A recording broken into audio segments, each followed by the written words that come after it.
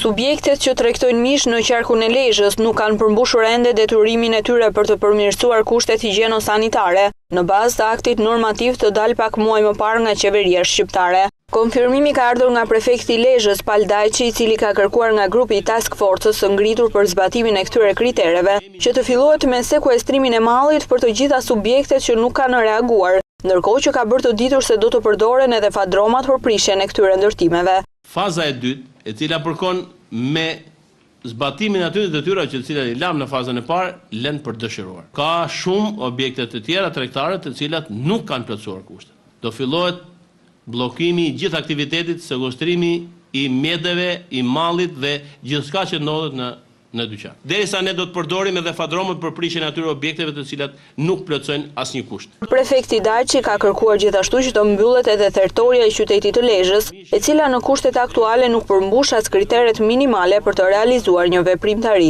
Një defekt i madh edhe për Lezhën është thertoria, e cila blen për dëshiruar dhe në një nga objektivat tona është dhe urdhri i prefektit është për bllokimin momentalisht deri në plotësimin e kushteve të thertorës dhe ne tregtimin e mishit.